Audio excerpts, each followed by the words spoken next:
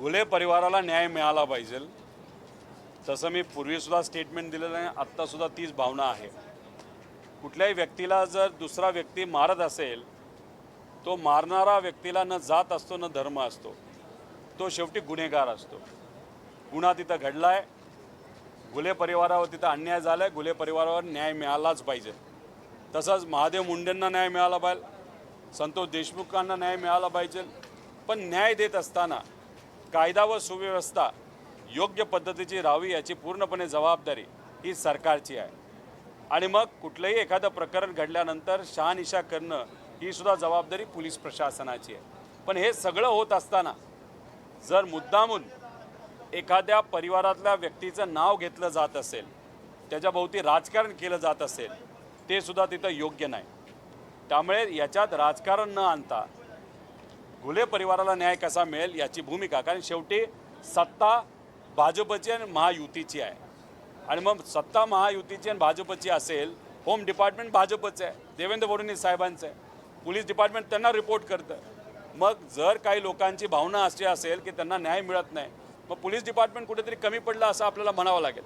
पण याच्यात अजून एक महत्त्वाची गोष्ट आपल्याला समजून घ्यावी लागेल की काही लोक राजकीय दृष्टिकोनातून जे तिथले खासदार आहेत त्यांच्या मुलाचं नाव तिथं घेत आहेत. मुलगा हा तिथं कोऑर्डिनेट करतोय, कोऑपरेट करतोय, पोलिसांना जाऊन भेटतोय, पोलिसांना सहकार्य तिथं करतोय.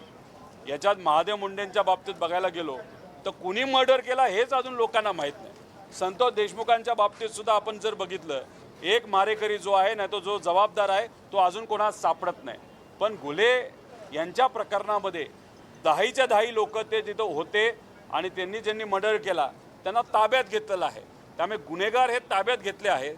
आता न्याय देण्याची जी काय पुढची पायरी आहे ती न्याय व्यवस्थेची आहे, नाहीतर कोर्टाची, असं आम्हाला सगळ्यांना तिथं वाटतं. तरीसुद्धा पोलीस प्रशासनाने कुठेही कमतरता ठेवली नाही पाहिजे अशी आमच्या सगळ्यांची भूमिका आहे. पूर्वी पंढरपूरला अन्नदात्यासाठी अन्नत्याग आंदोलन आम्ही केलं.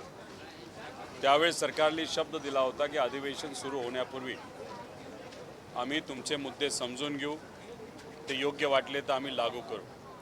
पण दुर्दैवाचं आम्ही उपोषणातून उठलो असलो तरी त्याबद्दलची बैठक ही अधिवेशनाच्या आधी झाली नाही. मग लगेचच आम्ही निर्णय घेतला, जर अधिवेशनामध्ये सामान्य लोकांचे प्रश्न सुटत नसतील तर मग रस्त्यावरची लढाई लढावी लागेल. आदरणीय पवारसाहेबांच्या मार्गदर्शनाखाली मराठवाड्याचं छत्रपती संभाजीनगरमध्ये शेतकऱ्यांच्या हिताचं एक आंदोलन आम्ही उभं केलं. मोठ्या प्रमाणात लोक आली, 3-4 तास रस्ता आम्ही जॅम केला. सरकारमध्ये असणारे नेते महाजन साहेब हे सातत्याने आमच्या संपर्कात होते. त्यांनी शब्द दिला होता की गेल्या वेळेस आम्ही शब्द देऊन बैठक झाली नसली तरी आता आम्ही शब्द देतो की बैठकीला आम्ही तुम्हाला नक्कीच बोलू. आणि आज दुपारी आमची बैठक ही मुख्यमंत्री साहेबांबरोबर झाली. महाजन साहेब तिथं होतेच, त्याच्याचबरोबर जितेंद्र आव्हाड साहेब त्या बैठकीला होते, विजयभाऊ वडेट्टीवार साहेब होते, संदीपभाऊ क्षीरसागर हे तिथेही होते आणि आंदोलनातसुद्धा उपस्थित होते. राजूभाऊ खरे असतील, अभिजितभाऊ पाटील असतील, कैलासभाऊ पाटील जे धाराशिवचे आमदार आहेत ते तिथं होते, अनिकेतभाऊ देशमुख, असे आम्ही सर्वजण तिथं बसलो, चर्चा केली. चर्चा कशावर केली तर पुण्यश्लोक अहिल्यादेवी होळकरांच्या नावाने जी कर्जमाफीची योजना या सरकारने आणली त्याच्यामध्ये 2019ची अट जी टाकण्यात आलेली ती काढण्यात यावी अशी विनंती त्यांना केली. 50,000चं लिमिट जे लावलं गेले ते तुम्ही काढून 2 लाखापर्यंत ते करावं. जे रेग्युलर असणारे शेतकरी आहेत त्यांना तुम्ही जी अट टाकलेली आहे 25, 26, 26, 27ची ती एक काढण्यात यावी. आणि बऱ्याच ठिकाणी बऱ्याच जिल्ह्यांमध्ये 2024ला बँकेंनी मुद्दामून शेतकऱ्यांना सांगून आणि शेतकऱ्यांनी बाहेरून पैसा घेऊन काही प्रमाणात कर्ज हे रेग्युलर केलेलं आहे आणि ते कर्जमाफीमध्ये सुद्धा बसत नाही आणि प्रोत्साहनमध्ये सुद्धा बसत नाही. असे अनेक विषय हे रेग्युलर असणाऱ्या शेतकऱ्यांचे पण आणि कर्ज ज्यांचं थकले त्या शेतकऱ्यांचे आम्ही तिथं मांडले. 36 लाख शेतकऱ्यांचा मुद्दा आहे असं आम्ही त्यांना समजून सांगितलं.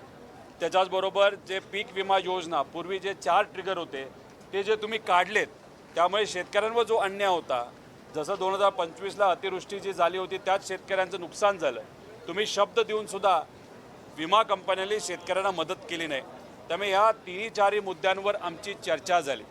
चर्चा होत असताना अर्धा तास चर्चा झाली. त्यात त्यांनी त्यांची बाजू मांडली.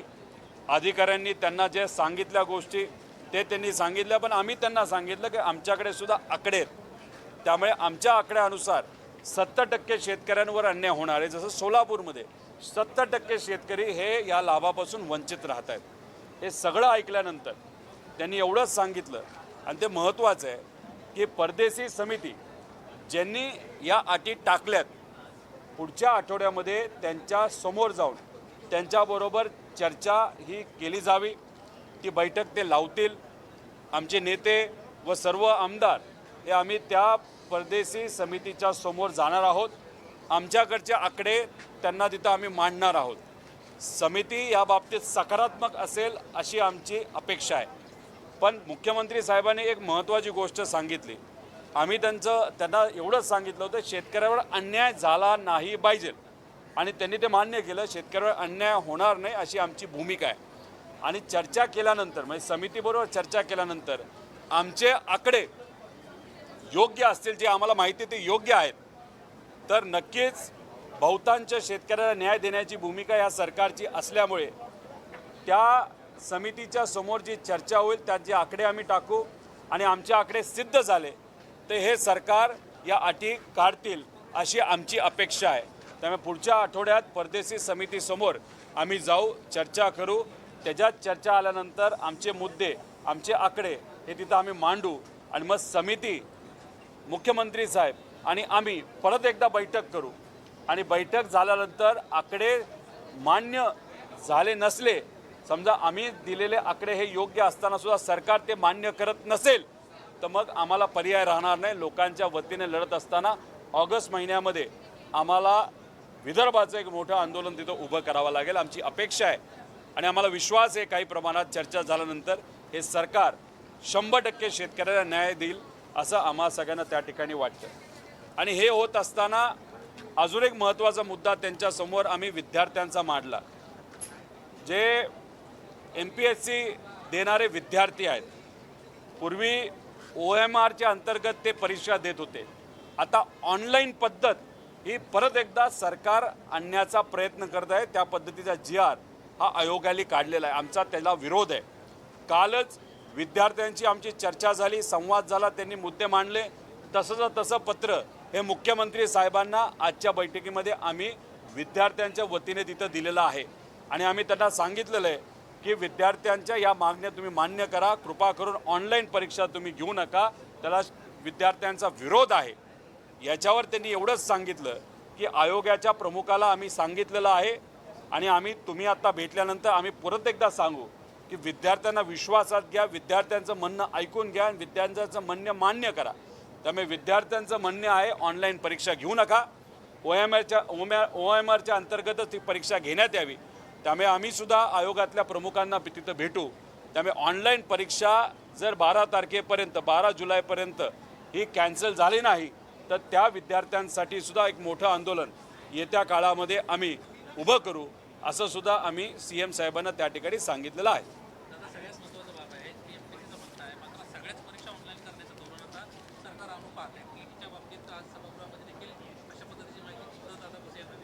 भुसे साहेब जे सांगतायत की TET परीक्षा याच्यामध्ये जो काय पेपर फुटलेला आहे, आता आम्ही निर्णय घेतो ऑनलाईन जाण्याचा. एक तर ऑनलाईन परीक्षेलाच आमचा तिथं विरोध आहे. त्याच्यामध्ये मोठ्या प्रमाणात भ्रष्टाचार होतो, मॅन्युप्युलेशन 100% तिथं होतं, आणि कुठल्याही ऑनलाईन परीक्षेला विद्यार्थ्यांचा तिथं विरोध आहे. पेपर फुटला हे नक्की आहे, पण मग आम्ही असं समजायचं का विद्यार्थ्यांकडे 1000 रुपये घेता यावे, त्यात नफाखोरी व्हावी आणि पेपर अजून एकदा फोडता यावा, यासाठी TET परीक्षेतला पेपर मुद्दामून फोडला आणि त्याची चर्चा घडून आणली, जेणेकरून TETची परीक्षासुद्धा ऑनलाईन घेता यावी. असं काय आहे का? त्यामुळे भुसे साहेबांनी सांगत असताना त्यांनी जो युक्तिवाद केला तो पूर्णपणे चुकीचा युक्तिवाद आहे. विद्यार्थ्यांचं मत आहे ऑनलाईन तुम्ही तिथं पेपर घेऊ नका, ऑफलाईनच घ्या. पण ऑफलाईन घेत असताना पेपर फुटला नाही पाहिजे याची दक्षता तिथं घ्या. MPSCचा गेल्या 20-25 वर्षामध्ये एकदा सुद्धा पेपर फुटलेला नाही. सगळे पेपर हे ऑफलाईन असतात. मग ऑफलाईन घ्यायला काय हरकत आहे? त्यामुळे हे जे काय भ्रष्टाचार पेपर फुटीच्या बाबतीत तिथं होतोय हा अन्यायकारक आहे सामान्य विद्यार्थ्यांवर. म्हणून 6 तारखेला सोमवारी छत्रपती संभाजीनगरमध्ये काही विद्यार्थी आणि काही संस्था चालक तिथं एक मोठं आंदोलन उभं करत आहेत TET पेपर फुटल्याच्या बाबतीत. आणि त्या आंदोलनामध्ये आम्ही सुद्धा विद्यार्थ्यांचा कार्यकर्ता म्हणून त्या आंदोलनामध्ये सहभाग तिथं घेणार आहोत.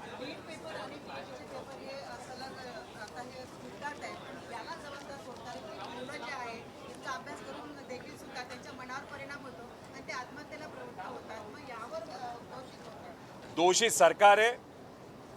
2016ला आपण बघितलं असेल भाजपचं सरकार आणल्यानंतर महापोर्टल म्हणून एक वेगळंच प्रकरण या सरकारने तिथं आणलं होतं, ज्याचा विरोध आम्ही सर्वांनी तिथं केला होता. विद्यार्थ्यांनी विरोध केला होता. कुठल्या कंपनीला ते काम दिलं होतं? महाव्यापम घोटाळा जो मध्य प्रदेशमध्ये झाला होता त्याच एका कंपनीला इथं काम दिलं गेलं होतं. 1000 रुपये प्रत्येकी विद्यार्थ्यांकडनं घेण्यात आले आणि मग त्यातून भ्रष्टाचार झाला, त्यातून पेपर फुटला, त्यात बरंच काही झालं. त्याचा विरोध केला. महाविकास आघाडी आल्यानंतर ते आम्ही थांबवलं. त्यामुळे ऑनलाईन परीक्षा घेतल्यानंतर 100% त्याच्यामध्ये भ्रष्टाचार होतो, पेपर हा फुटतोच. त्यामुळे MPSC ज्या पद्धतीने ऑफलाईन परीक्षा घेते तशीच परीक्षा सगळ्याच्या बाबतीत तिथं व्हावी. पण पेपर फुटीला कोण जबाबदार असेल तर पूर्णपणे हे सरकार जबाबदार असेल असं आमचं ठाम मत आहे.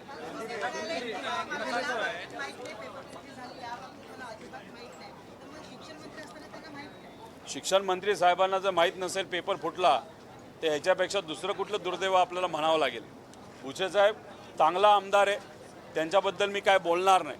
पण कदाचित त्यांना हेच कळलं नसेल पेपर फुटला तर मग असं म्हणावं लागेल त्यांच्या डिपार्टमेंटमध्ये काय चाललंय, कसा भ्रष्टाचार चाललाय, कसा पेपर फोडला जातोय हेच त्यांना माहीत नसेल. त्यामुळे त्यांची अख्खी सिस्टम ही मग भाजपली हायजॅक केली आहे का?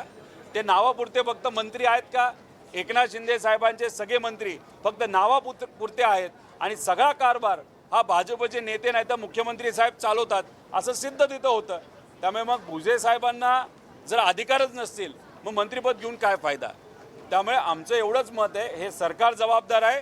नीट परीक्षेच्या बाबतीत सुद्धा केंद्र सरकार जबाबदार आहे. आणि TET परीक्षा जी फुटली आहे आणि जी पुणे महानगरपालिकेची परीक्षा JEEची जे काल परवा फुटला होता पेपर, त्यासाठी सुद्धा सरकारमधलेच काही अधिकारी आणि सरकारमधले काही नेते जबाबदार आहे असं आपल्याला ठामपणे म्हणता येईल. वटपौर्णिमेला फुलेवाड्यात गेल्या होत्या. खरं तर कोथरूडला त्या राहतात, मात्र ज्या पद्धतीनं त्यांना वटपौर्णिमेचा सगळा कार्यक्रम जो आहे तो सोशल मीडियावर शेअर केला त्यावर टीका होती. एकतर महात्मा फुले वाडा जिथं महात्मा फुले आणि क्रांतिज्योती सावित्रीबाई फुले हे राहिलेत आणि बहुजन समाजातल्या मुलींना शिकता यावं यासाठी प्रामाणिकपणे त्यांनी प्रयत्न केले. त्याच वाड्यामध्ये तुम्ही येऊन तिथं एखादी प्रथा नाही तर काही गोष्टी करत असाल, एकतर तो वाडा हा पुरातत्व विभागाच्या अंतर्गत येतो. पुरातत्व विभागाने GR काढलेला आहे की या वाड्यामध्ये कुणीही धार्मिक कार्यक्रम तिथं घेऊ नये.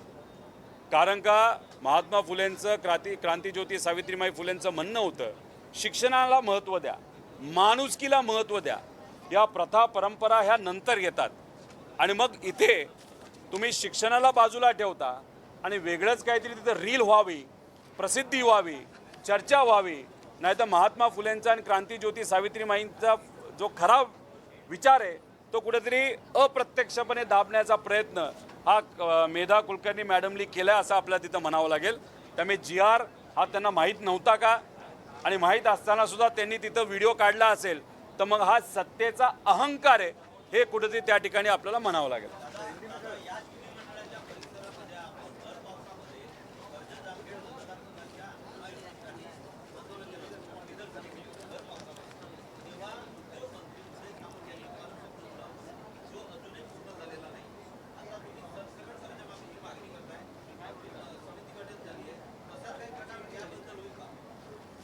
हे बघा, उदय सामंत साहेब जे मंत्री आहेत ते इंडस्ट्री विभागाचे मंत्री असले तरी नको त्या उद्योगामध्ये ते जरा अडकलेले आहेत.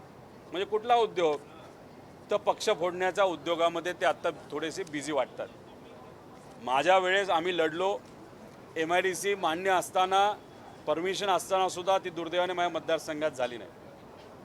आता ती व्हावी यासाठी आम्ही प्रयत्न करतोय. अनेक वेळा प्रश्नसुद्धा मांडले, त्याला उत्तर तिथं दिलं जात नाही. वेगळ्या प्रकारचं राजकारण म्हणजे उदय सामंत साहेब माझ्या मतदारसंघामध्ये असणारे जे राम शिंदे सर आहेत त्यांना हाताशी धरून, नाही तर त्यांचं म्हणणं ऐकून अक्षरशः तिथं असणाऱ्या सामान्य परिवारातल्या युवांचं खूप मोठं नुकसान त्यांनी केलेलं आहे. म्हणजे माझी MIDCला स्थगिती दिली, त्यांच्या MIDCला परवानगी दिली. त्यांची MIDC अशा ठिकाणी जिथं कुणीच जाऊ शकत नाही, म्हणजे गाडीसुद्धा जाऊ शकत नाही अशा एरियामध्ये त्यांनी MIDC दिली असं आम्हाला कळतंय. पण अजूनपर्यंत त्या बाबतीत कुठंच काय झालं नाही. त्यामुळे राजकारण जेव्हा समाजकारणापेक्षा जास्त महत्त्व राजकारणाला दिलं जातं, माझ्या मतदारसंघामध्ये तसंच काहीतरी घडलं आहे आणि त्या राजकारणामुळे माझ्या मतदारसंघातल्या युवांचं खूप मोठं नुकसान झालं आणि त्याला पूर्णपणे हे सरकार, राम शिंदे सर आणि उदय सामंत सर याच्यामध्ये जबाबदार आहेत. आता पर्याय एकच आहे, 29ला सरकार आपलं आणायचं आणि मग आपले विषय मार्गी लावायचे.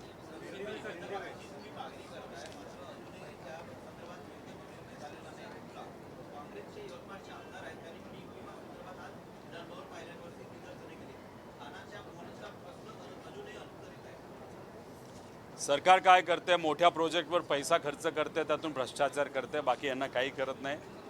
गुजराती काही कंपन्या आहेत आणि काही आंध्राच्या कंपन्या आहेत, त्यांना मोठे मोठे कॉन्ट्रॅक्ट द्यायचे, त्यातून भ्रष्टाचार करायचा. हेच या सरकारचं कुठेतरी ध्येय दिसतंय. त्यामुळे बऱ्याच प्रमाणात आपण बघितलं तर अशा अनेक योजना आहेत, त्याला निधी सरकारकडनं दिला जात नाही. पीक विमा योजना महत्त्वाची, आम्हीसुद्धा त्यासाठी आंदोलन केलेलं आहे. आता आम्ही आंदोलन केल्यानंतर लोकांना कळालं की ही जी कर्जमाफीची योजना आहे ती फसवी आहे. त्यामुळे सरकारसुद्धा मोठ्या प्रमाणात अडचणीत आल्या. आता चर्चा करायला तरी तयार आहे. आता चर्चा पुढच्या आठवड्यात होईल, त्या बाबतीत काय होतं आपण बघू. आम्ही शांत बसणारे लोक नाही, आम्ही लढत राहू. आता बरेच आमदार आपापल्या मतदारसंघातले विषय इथं मांडत आहेत. मी सुद्धा अधिवेशनामध्ये तिथं बोलणार आहे. रस्त्यावरची लढाई करून आता आम्ही अधिवेशनात आलेलो आहे. त्यामुळे अधिवेशनामध्ये सुद्धा आम्ही आमची लढाई काय तिथं थांबवणार नाही. त्यामुळे या सरकारच्या चुका लोकांसमोर कशा येतील यासाठी मीडिया म्हणून तुम्ही आणि अधिवेशनामध्ये आम्ही अशा पद्धतीने आपण एकत्रित काम केलं तर नक्कीच लोकांना न्याय देण्यामध्ये मदत नक्की होईल असं आम्हाला वाटतं.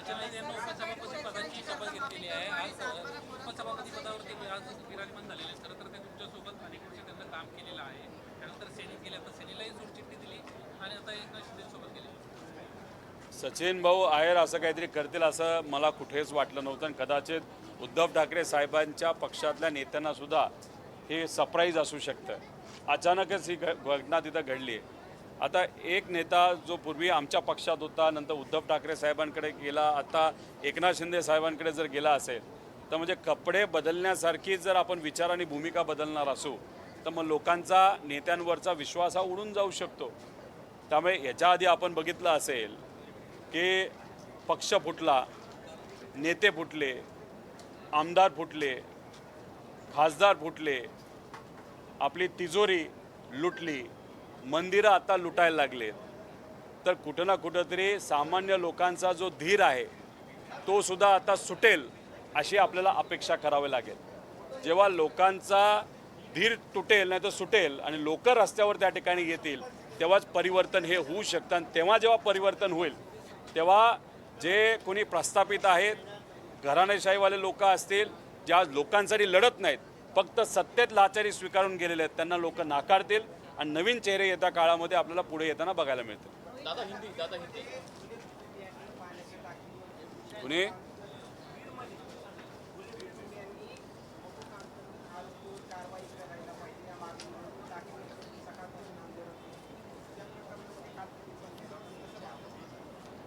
घुले परिवाराला न्याय मिळाला पाहिजे. तसं मी पूर्वीसुद्धा स्टेटमेंट दिलेलं आहे, आत्तासुद्धा तीच भावना आहे. कुठल्याही व्यक्तीला जर दुसरा व्यक्ती मारत असेल, तो मारणारा व्यक्तीला न जात असतो न धर्म असतो, तो शेवटी गुन्हेगार असतो. गुन्हा तिथं घडला आहे, घुले परिवारावर तिथं अन्याय झाला आहे, घुले परिवारावर न्याय मिळालाच पाहिजे. तसंच महादेव मुंडेंना न्याय मिळाला पाहिजे, संतोष देशमुखांना न्याय मिळाला पाहिजे. पण न्याय देत असताना कायदा व सुव्यवस्था योग्य पद्धतीची राहावी याची पूर्णपणे जबाबदारी ही सरकारची आहे. आणि मग कुठलंही एखादं प्रकरण घडल्यानंतर शहानिशा करणं ही सुद्धा जबाबदारी पोलीस प्रशासनाची आहे. पण हे सगळं होत असताना जर मुद्दामून एखाद्या परिवारातल्या व्यक्तीचं नाव घेतलं जात असेल, त्याच्याभोवती राजकारण केलं जात असेल, ते सुद्धा तिथं योग्य नाही. त्यामुळे याच्यात राजकारण न आणता घुले परिवाराला न्याय कसा मिळेल याची भूमिका, कारण शेवटी सत्ता भाजपची आणि महायुतीची आहे. आणि मग सत्ता महायुतीची आणि भाजपची असेल, होम डिपार्टमेंट भाजपचं आहे, देवेंद्र फडणवीस साहेबांचं आहे, पोलीस डिपार्टमेंट त्यांना रिपोर्ट करतं. मग जर काही लोकांची भावना अशी असेल की त्यांना न्याय मिळत नाही, मग पोलीस डिपार्टमेंट कुठेतरी कमी पडलं असं आपल्याला म्हणावं लागेल. पण याच्यात अजून एक महत्त्वाची गोष्ट आपल्याला समजून घ्यावी लागेल की काही लोक राजकीय दृष्टिकोनातून जे तिथले खासदार आहेत त्यांच्या मुलाचं नाव तिथं घेत आहेत. मुलगा हा तिथं कोऑर्डिनेट करतोय, कोऑपरेट करतोय, पोलिसांना जाऊन भेटतोय, पोलिसांना सहकार्य तिथं करतोय. याच्यात महादेव मुंडेंच्या बाबतीत बघायला गेलो तर कुणी मर्डर केला हेच अजून लोकांना माहीत नाही. संतोष देशमुखांच्या बाबतीत सुद्धा आपण जर बघितलं, एक मारेकरी जो आहे ना, तो जो जबाबदार आहे तो अजून कोणास सापडत नाही.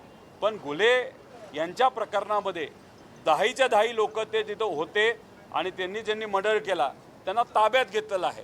त्यामुळे गुन्हेगार हे ताब्यात घेतले आहेत. आता न्याय देण्याची जी काय पुढची पायरी आहे ती न्याय व्यवस्थेची आहे, नाहीतर कोर्टाची, असं आम्हाला सगळ्यांना तिथं वाटतं. तरीसुद्धा पोलीस प्रशासनाने कुठेही कमतरता ठेवली नाही पाहिजे अशी आमच्या सगळ्यांची भूमिका है. दादा, आज अपने मुख्यमंत्री फडणवीस से मुलाकात की है, क्या विषय था, क्या कहेंगे? देखो, कुछ दिन पहले किसानों के हित के लिए जो इस सरकार ने कर्ज माफ़ी डिक्लेयर की है उसमें जो कंडीशंस थी वो कंडीशन निकालने के लिए हमने 2 आंदोलनें की थी. उसके साथ जो इंश्योरेंस स्कीम है किसानों की, उसमें भी जो 4 इम्पोर्टेंट ट्रिगर थे वो अनफॉर्चुनेटली इस सरकार ने निकालने के कारण जो किसानों को दिक्कत आ रही है उसके बारे में भी हमने उस बारे में हमने आंदोलन किया था. सरकार चर्चा करने के लिए तैयार नहीं थी, लेकिन फाइनली छत्रपति संभाजी नगर में जो बड़ा आंदोलन हम सब ने मिलकर किया था उसको प्रतिसाद देते वक्त आज हमारी एक बैठक मुख्यमंत्री साहब, महाजन साहब उनके साथ हुई. बहुत सारे एमएलएज हमारे साथ थे, जहाँ पे अवार्ड साहब थे, कांग्रेस के विजय भाई थे, संदीप भाऊ क्षीरसागर थे, राजू खरे थे, अभिजीत पाटिल थे, कैलाश पाटिल थे, अनिकेत देशमुख थे और बाकी जन वहाँ पे थे. चर्चा हुई और उन्होंने कहा कि जो परदेसी कमेटी है जिन्होंने ये कर्ज माफ़ी की योजना की है उनके सामने आपकी एक बैठक नेक्स्ट वीक हम करेंगे. आपके जो आंकड़े हैं, आपका जो कहना है उनके सामने आप रखो. आपके आंकड़े सही रहेंगे और सरकार के अगर गलत रहेंगे तो डेफिनेटली आपका जो विषय है वो मान्य करते हुए हम किसानों को वहाँ पे न्याय देंगे. अभी जो नेक्स्ट वीक की मीटिंग है उसमें क्या होता है हम सबको देखना पड़ेगा. सर, 6 सांसदों के बाद सचिन अहिर कल शिंदे इनकी शिवसेना में चले गए और आज वो डिप्टी स्पीकर बन गए विधान परिषद के, क्या कहेंगे? अभी क्या कहेंगे, आज एक नेता यहाँ पे कल वहाँ पे जा रहा है. जैसे पहले एमएलए फोड़े गए, उसके बाद एमपीज फोड़े गए, पक्ष फोड़ा गया, नेता फोड़ा गया. वैसे सत्ता में आने के बाद अगर आप देखो तिजोरी लूटी जा रही है, मंदिरों को लूटा जा रहा है. तो अभी फाइनली किसके ऊपर हम निर्भर है, तो लोगों का जो पेशेंस है वह कब फूटेगा या कब वो टूटेगा और लोग कब रास्ते पे आएंगे. और जब रास्ते पे लोग आएंगे तो ये सरकार वापस सत्ता में नहीं आने वाली. इसलिए ये जो भी बाजार हो रहा है लोकशाही का, ये उचित नहीं है. इसको अगर बदलना है तो लोगों को रास्ते पे आना पड़ेगा. और आगे जाते वक्त अगर आप देखो तो बहुत सारे नए चेहरे, कोई पत्रकार होगा, कोई डॉक्टर होगा, कोई वकील होगा, कोई कॉमन मैन होगा, कोई किसान का बेटा होगा जो राजनीति में आज नहीं है, कोई बेटी होगी, उनको वहाँ पे संधि दी जाएगी. और लोग ऐसे कॉमनर, जो कॉमन व्यक्ति है, उनको वहाँ पे चुन के देंगे. जैसे तमिलनाडु में हुआ वैसे महाराष्ट्र में 29 में होगा, ऐसे हम सबको लगता है. सर, आपके एक सर देखो, उद्धव ठाकरे साहब की शिवसेना या हमारी पार्टी या कांग्रेस हो या कोई भी अलग पक्ष हो कभी ख़त्म नहीं होगा.